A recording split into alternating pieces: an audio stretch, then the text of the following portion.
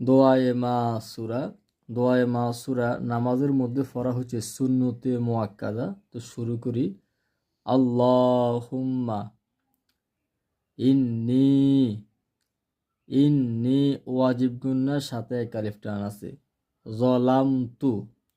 আল্লাহুম্মা ইন্নী যলামতু নাফসি যুলমান কাসীরা।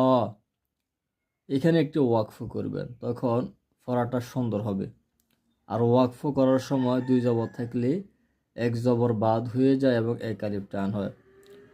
আল্লাহুম্মা ইন্নী যালামতু নাফসি যুলমান কাসীরা।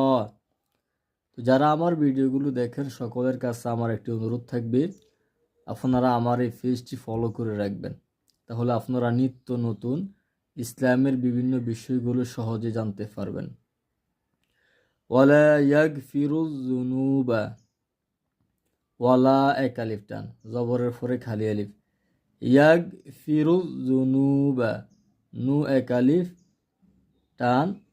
ওয়ালা ইয়াগফিরুয যুনুবা ইল্লা আনত। ইল্লা আনত, এখান থেকে এই পর্যন্ত আরও একটু ওয়াকফ করবেন। আছে আনতা, ওয়াকফ করলে শেষ অক্ষরে এক জবর এক জের এক পিস থেকে বাদ হয়ে যায়।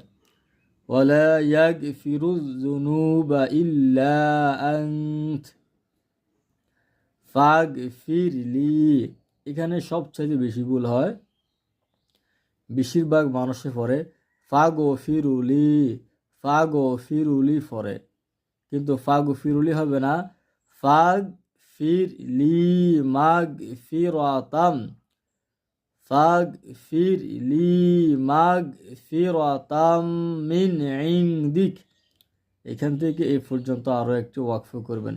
ইনদিক, ফাগফিরলি মাগফিরাতাম মিন ইনদিক।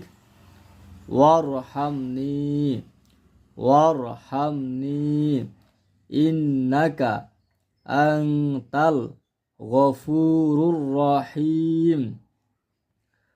ওয়ারহামনি ইন্নাকা আনতাল গফুরুর রহিম। এই দোয়ায়ে মাসুরা পড়ার পর আমরা আমাদের নামাজকে সমাপ্ত করি, অর্থাৎ ডান দিকে বাম দিকে সালাম ফিরাইলে আমাদের নামাজটা শেষ হয়ে যাবে।